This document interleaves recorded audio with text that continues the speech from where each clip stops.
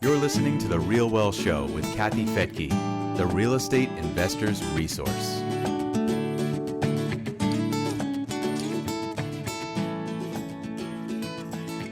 What U.S. city is close to the Texas border, has one of the largest employers in its state, and no housing for them? I bet you can't guess, but stay tuned and I'll let the secret out. I'm Kathy Fettke, and welcome to The RealWealth Show. Today's guest is my partner on our single-family rental fund and also our Dallas property provider through the RealWealth Network. She's been spot on over the past decade in predicting where growth is headed and getting there before prices go up. And she's here with us to share where her next prediction is. Leah, welcome back to the RealWealth Show. Thanks so much for having me. Glad to be here. So I've known you for over 12 years now. You came to RealWealth to help us out of a tough situation when a property manager in the Dallas area melted down, imploded, took all the tenants' deposits and skipped town. And you came in and really fixed that situation. And since then have been helping RealWealth members acquire really impressive portfolios in the Dallas area. And every single year, you come up with a new part of town that nobody's heard of and that looks like is completely out of the boonies and takes a lot of trust to jump on board that. And here we are again, and now it's even further out. So before we talk about the market that you're focused on right now, let's go back a few years to some of the markets that we really pushed back on, where you said, no, the growth is going this way. And we'd go out and look at it, and it was just fields of nothing, miles and miles away from anything. And you were so convinced, and it was such a hard sale, right? But there were still people who believed you. So what were some of those markets, 10 years ago? So before I answer that question, let me talk to you about the first field market. So I guess I was in maybe junior high or high school, and we heard this rumor about a mall coming in a city called Frisco that nobody had ever heard of. And, Michael and I, my husband and co-founder, we were middle school sweethearts, and my mom's like, well, let's go up there. So Michael drives us up to Frisco, and it's 20 minutes from Plano where I lived. And we get up there and there's just fields everywhere because everything was fields. Even back when I was growing up, North Dallas was fields. Where George Bush Turnpike is, it was all fields. So we get up to Frisco and it's just field, mega mall. And I'll never forget looking at my mom and saying, this is crazy. What are they doing building this up here? Well, of course, now you've got Toyota and Liberty Mutual and the Cowboys training facility and everything in Frisco. And it's, the most expensive and nicest area of the city. So quite literally, this has been what we've seen my entire life. We're both born and raised here. And so we've had the privilege of really not only seeing the city expand, but learning how it expands.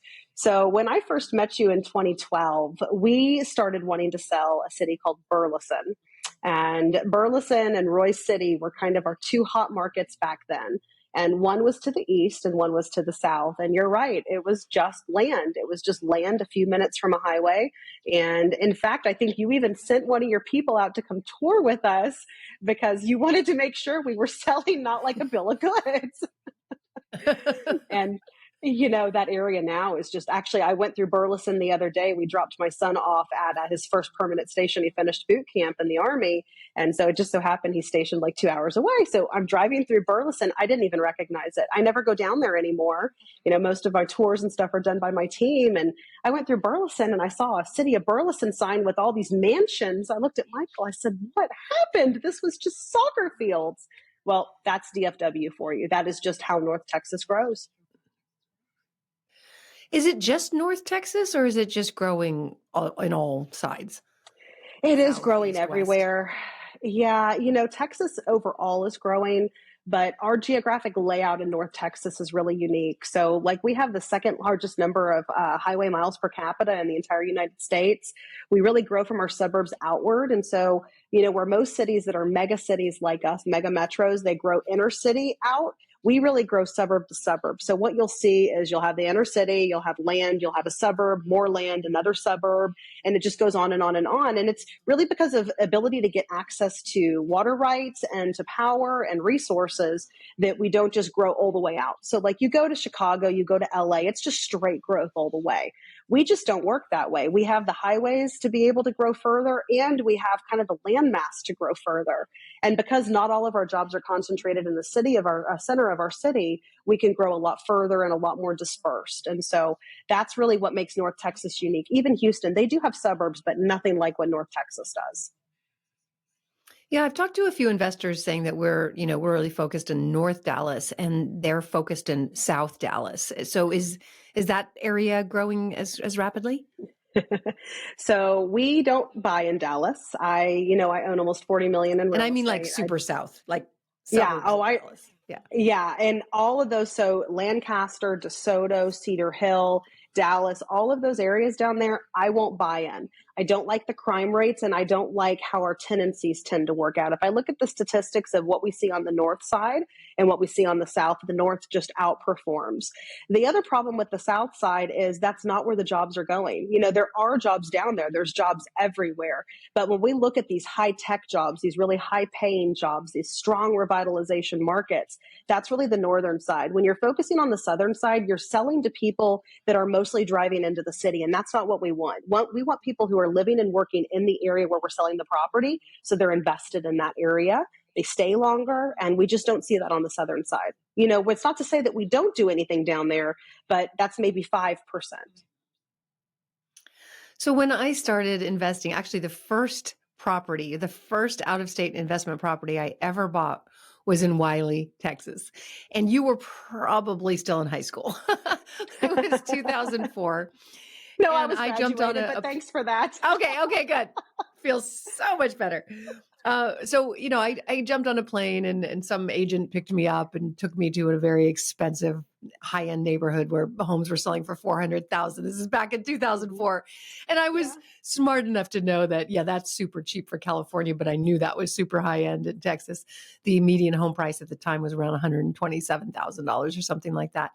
So I quickly found another agent who really specialized in investment property because she was also a property manager. And she took me to Wiley, Texas. And it was the same thing. It was, we drove for miles through fields of nothing to find this little subdivision. And we were kind of first in, but it was obviously a new home subdivision. And there were lines out the door of buyers wanting to get in. And I'm like, why would anyone want to live here? We were one of those buyers. We bought our first house when I turned 18, and we bought in Saxe. And our kids, when we adopted shortly after, they went to Wiley ISD because it's split. So that's actually where I lived for the first 7-8 years of my real estate career. Oh, that's so funny. Well, what is Wiley today? I mean, that whole area is probably so expensive and so built. Yes. Yeah. So my vice president actually lives in Wiley in a master plan community overlooking the lake. So it's stepped up just a little bit. The houses that we were selling I say crash really loosely because we didn't really crash here, but we were buying these houses for $120,000. They're $450 now. Yeah, we were paying about $125,000 for brand new houses. Yeah. So then just probably 5 years, you were taking our investors on buses even further north and even further north. And I think it was Denison, or like, what were some of the cities? I know for sure Sherman and Denison. Yeah. So we started with Anna. That's almost Oklahoma. Like, what are we doing here?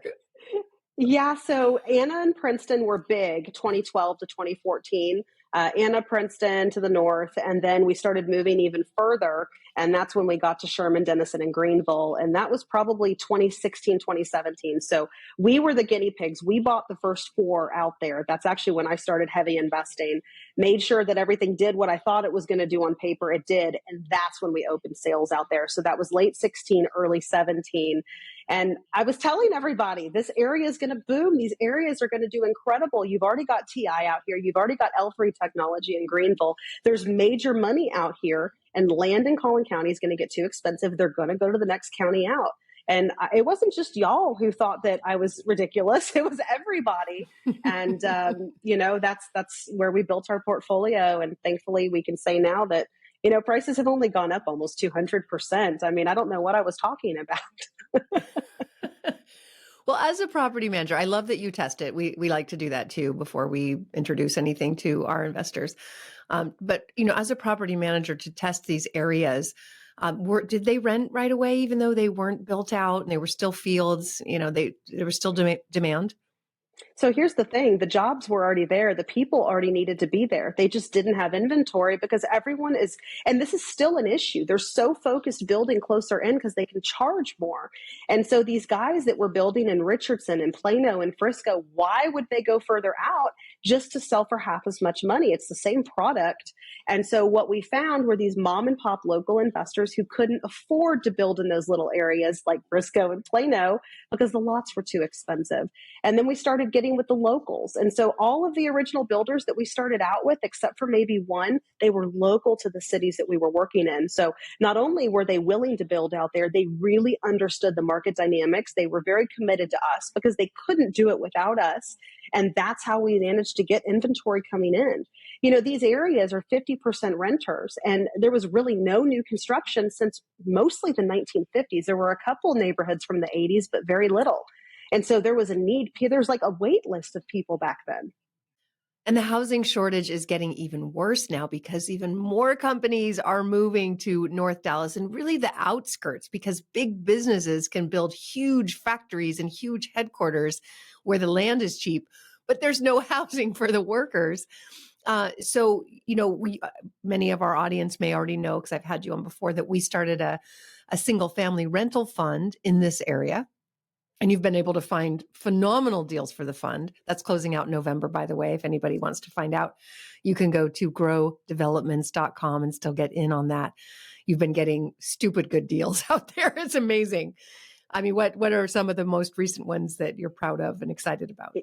Yeah, we picked up packages of houses where we were getting houses for $60,000 and $70,000 each, where we're all in on these houses for 110, 120. We're exceeding the 1% rule on almost all of them. And the thing that really is just the most amazing is where the numbers are coming in for end value. We just got our first set of BPOs back, and the figures are even higher than what I anticipated. And so just so many potentials here, not only from a cash flow perspective, but also the equity capture perspective, and really just exceeded what we even thought that we'd be able to perform. So just very excited for that portfolio we've put together. Yeah, and from a do-good perspective, one of the biggest crises in America right now is affordable housing. A $50,000 house sounds like, wow, a homeowner should own that. But a homeowner couldn't own that because you would have to pay cash to get it. No bank would finance a home that maybe doesn't have a kitchen that's finished or a bathroom that's not working or the condition that these are in. So we're able to go in, buy them cheap, fix them up, and provide affordable housing that is so, so, so needed in the area. Yeah. And it's funny me too, when I post them on Facebook, because we pre-lease while things are in rehab, a lot of the comments that I get are, wow, these are still really affordable. And the truth of the matter is that's what we're doing. We're providing affordable housing, these renovated homes. We're saving homes from getting torn down. And there's really something neat to be said about that. These areas have a lot of history. These are old railroad towns like Denison. That's where President Eisenhower was from. And so there's just a lot of history. And I don't want to see that get demolished. It hurts my heart, but it also hurts my mind because I know how much value there is in that. And so, what happens if people like us aren't out there buying these houses, they just sit there. And luckily, there's a lot of people like me who bought way more than what everyone ever expected. And so now inventory is getting tight. So, it's been just fantastic to put together the portfolio we did at these numbers. We got the property in Collin County that's 2,000-ish square feet. And I think we bought it for like 120,000. Just insane numbers. And the houses are gorgeous. And so the tenants love them. We love them. And ultimately, when it's time to liquidate, the buyers are going to love them. Yeah, so the model for that fund, like you said, is buying these older homes, fixing them up. Sometimes they're newer, making them really nice for the people that are coming in from California and from all over for these high-tech jobs that are just pouring into the area. So they're nice enough. They're really nice finishes that would attract high net worth people. Then you found another opportunity, and let's talk about that, because I think when I talked about it on Bigger Pockets, people laughed at me because they'd never heard of this town, and I said, "Well, that's been the case with Leah all along. We never know what she's talking about, but it seems to work." All right, so tell us about this new opportunity that you found. Yeah, so basically just how we went up Highway 75 on the east to get into Sherman and Denison with growth, we're doing the same thing up Highway I-35. which, that's the main thoroughfare to connect South Texas all the way through the country. So we're talking a major, major interstate here. 30 minutes from Denton, one of the largest counties and cities in the entire state of Texas. We're just a couple minutes over the border, and it's a city called Thackerville. And the thing about Thackerville is it has one of the top 4 employers in Oklahoma in this small city. It's, again, right over the border where all the development is happening in Texas. They have a massive housing shortage. There's only one rental on the market right now and only 11 homes for sale. Huge housing shortage. The average price in that area right now is $600,000 for homes. So we're targeting this right luxury kind of market. And then we fell basically in my lap these fourplexes for $450,000. So the builder had one that he just finished. I bought. He approached me about buying more. And when he told me the price, I just knew I was going to buy them all. And then I thought, well, we really have been asked for a new construction fund. I'm going to call Kathy. And I told you, first thing, I'm going to buy them either way. But man, what a fund this would be. And we were so excited. And then I got the appraisal back on mine that I bought and refinanced, and it came in $80,000 over what we're contracted on these new fourplexes for. And these fourplexes are much bigger. So, I mean, the potential built-in equity at purchase is just incredible. So these are brand new fourplexes. We have launched our first build to rent fund. So the other one is, renovation fund. This one is build to rent. We just launched it, and you can find out about that at growdevelopments.com. So, who's the large employer in Thackerville where there's no housing for them? Yeah, so WinStar for sure is this massive employer. So it's actually the largest casino in the United States and in the world. It's about 600,000 square feet. It's got 2 18-hole championship golf courses. It's just an incredible, incredible place. They have dozens of jobs available even right now. If you look within like a half hour of where this property is located, there's almost 4,000 jobs open today. So it's really quite incredible. And a lot of people don't realize how strong Oklahoma is anyway. Yes, we're piggybacking on North Texas, but Oklahoma has some of the lowest unemployment rates in the entire country and in the world. The unemployment rate in this area we're talking about is 1.9% as of right now. I mean, it's absolutely incredible. And yet there's not really housing, at least definitely not affordable housing in the area. You said it's kind of a luxury area, and that surprised me a little bit because it's in Oklahoma and it's right over the border. It seems like it's out in the middle of nowhere, but it seems like kind of like a little mini Las Vegas there. It is. Well, so here's the thing. Most of us from North Texas, our weekend retreats where we go on the weekends, we go into Oklahoma. So this area is big because you've got like they're not springs, but they're like these watering holes that are clear that you can go in, and cliffs and stuff. So the terrain changes when you cross into Oklahoma. It gets cliffy and hilly. And so a lot of nature people just love that area. And then on the other side, there's this area called Broken Bow. And this is where I have tons of friends that buy properties up in Broken Bow in Oklahoma, and that's where they go on the weekends. It's a big short-term rental market. So actually, this kind of luxury vacation property is extremely common in central and southern Oklahoma. But it's for Texans. It's for people who live here in North Texas. That's where all of us go. And so if you're not from here, you may not be familiar with it. Okay. So the employees that work, how many employees did you say work at their, Yeah, so they employ, like a lot of these casinos, when they do hiring batches, they'll hire 300-400 in one go because they keep adding on. So they're the largest casino in the world, right? So the minute another casino adds on, well, they add on, and then they'll hire a couple hundred more. And that's just been the pattern every year or two for the last 20 years. So they employ a ton of people through all of the stuff that they do and the companies that work with them and the golf courses and everything. We're talking thousands of people here. And where are they living? Where are they coming from? Do they live at the casino? No, there's nowhere to live. They have 1,400 luxury hotel rooms, but super expensive and almost fully booked. These people, most of them are having to live down in Texas because there's just no housing up there. There's literally a wait list for everything that goes in up there, and they're all 100% occupied. Again, I want to reiterate, this area has one property listed for rent as of today. So you own a fourplex there. How has that been? How has it performed for you? Fantastic. I've raised rents. When I acquired it, he had already tenanted the building, and he had himself paying water bills. He was paying internet bills. And we immediately stopped that. We raised the rents. We made the tenants start paying their own water, and we started billing them for internet services. And it's been fantastic. I mean, they're good, right? They're brand new. And so we haven't had, as far as I know, a single repair issue, but there is a builder warranty if we run into something. And it's just been fantastic. The clientele's wonderful. And, it might be taboo to talk about, but there's a lot of marijuana groweries, a lot of distributor type situations up there because it's not legal in North Texas. And so anyone and everyone who wants marijuana goes over the border because you can go into one of the little medical clinics, get a card, and go get marijuana. And so you cross the border and they're everywhere. So like my building, for example, are all people who work in the marijuana industry. They make great money. They're a lot of cash paid. And they're fantastic tenants. They all pay on time. We don't have any delinquency. And that's because, again, they know how good they have it to have a place there. And B, they're making great money. I mean, the average incoming job, what these people are making in salary is huge. Well, it's kind of what helped Denver take off, I think, back then when they legalized. They were one of the first. Okay, well, fascinating. I'm excited. I've been wanting to do a build to rent community. I love that we don't have to take the builder risk. We are just, you put a deposit in and we close when the building's done. I know there's a lot of build to rent communities that aren't doing very well right now because they're not finished and their construction loans just went up 3 times what they thought they would be, because interest rates went up and they're on adjustable rates. But we don't have to deal with that. We just get to buy when the product is done. So that's a great model. I'm excited about it. I think it'll be our first of many build to rent communities.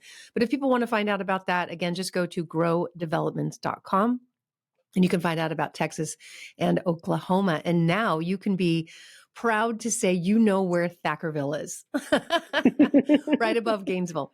So, and I know Gainesville is one of the places that you've been promoting for a while. What's going on there? And that's in Texas, and that's only 15 minutes away from Thackerville? Yeah, so it's the next city. So Gainesville is your northernmost area before you get into Oklahoma, and Thackerville is your southernmost area when you enter Oklahoma.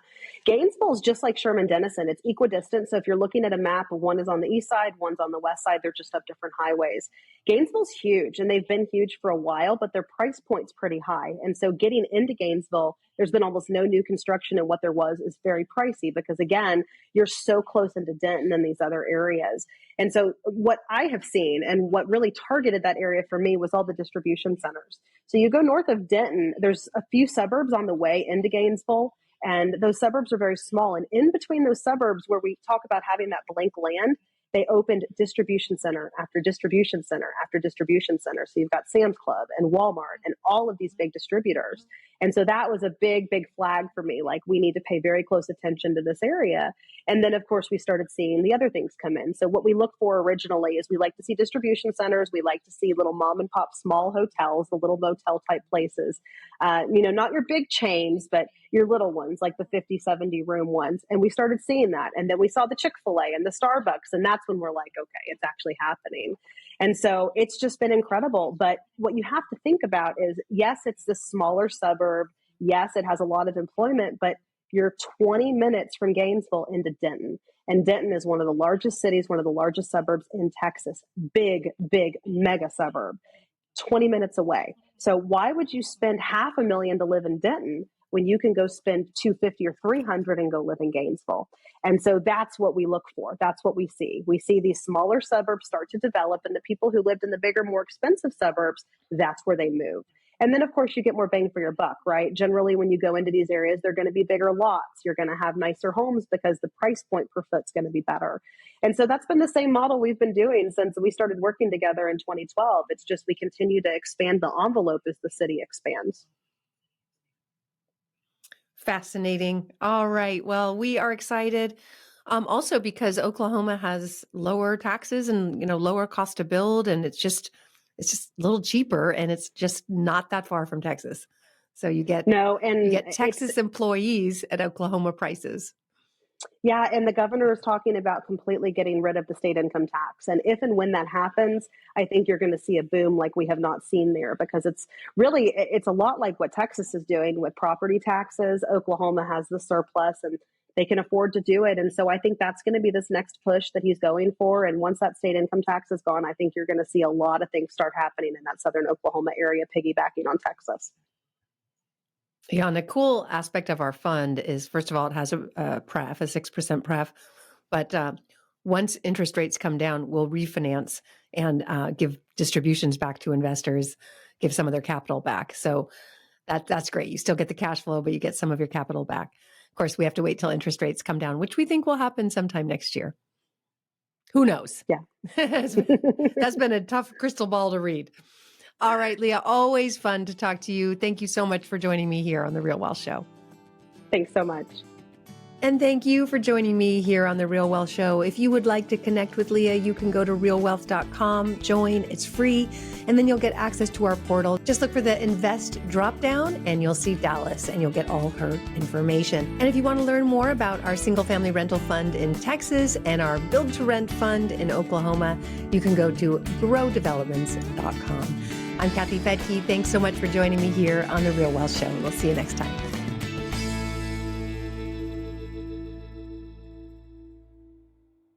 The views and opinions expressed in this podcast are provided for informational purposes only and should not be construed as an offer to buy or sell any securities or to make or consider any investment or course of action. For more information, go to realwealthshow.com.